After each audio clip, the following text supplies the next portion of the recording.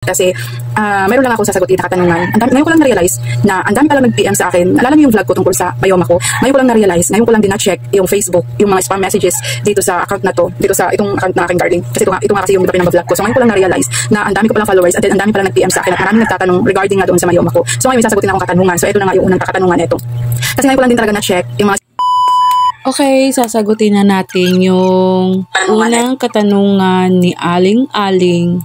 Actually, matagal na nga to, di ko lang siya nare-replyan, di ko lang nabubuksan. Ngayon ko lang talaga na-open yung mga message doon. So, paano daw po ba ginawa nyo para lumiit yung myoma nyo? Siguro napanood niya yung, yung vlog ko last time na nabanggit ko doon na nag-shrink nga yung bukol. Kung kayo po ay na-diagnose na ng myoma sa mga OB-GYN at sinasabi ng doktor kung ano yung bawal at kung ano lang po yung pwede.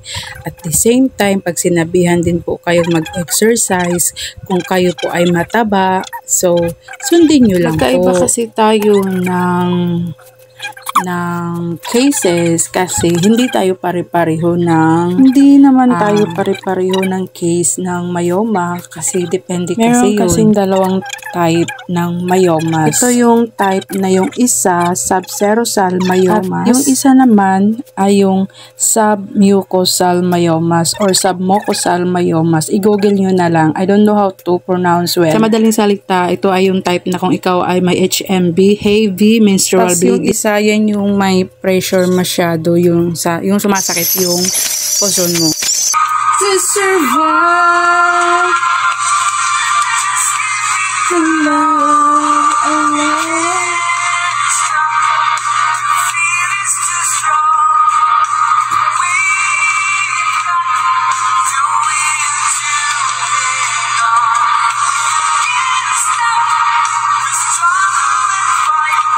Kulay red, tapos puti yung okay lang yan kasi ganun din naman.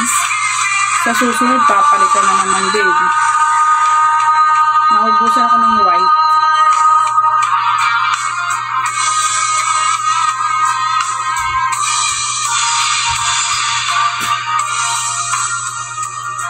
Tahing lang to. Tahing bara-bara.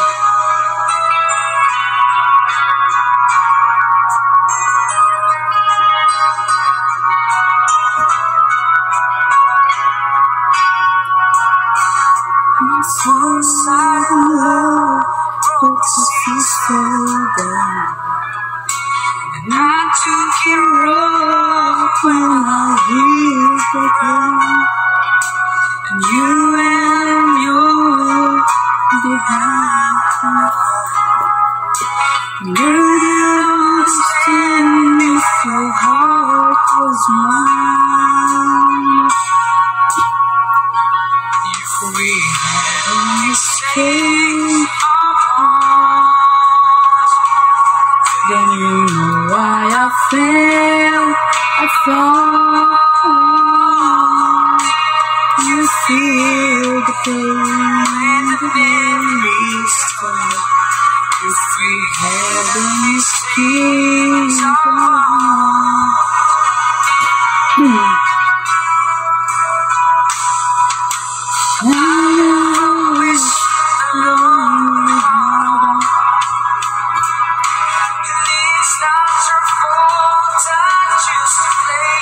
The fool one day may come, you'll be in my shoes. Just like I do.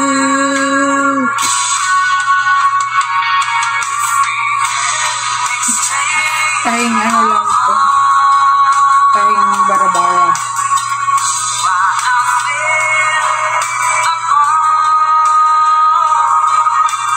You feel the pain and the memories of. Then, yung sa case ko naman, ako yung tipo na regular yung menstruation ko, hindi ako nagbi-bleed. Natural lang, yung normal lang, pero inaatake ako ng dysmenorrhea. Ito yung sumasakit yung aking puso. So yung case ko, yung sa akin, hindi naman siya delikado, normal lang siya. kasi hindi naman ako nagbi-bleeding, though masakit na masakit lang talaga. Yung pinakamahirap kasi yung may mayoma, yung nagbi-bleed ka kasi mauubusan ka ng dugo, lalo na pag marami talaga siyang nailalabas na dugo. Yun yung pinakamahirap sa may mayoma na nag-bleeding. Kasi pag non-stop na yung bleeding sa'yo, yung marami nang nilalabas, may tendency kasing aabunuhan ka ng dugo dyan.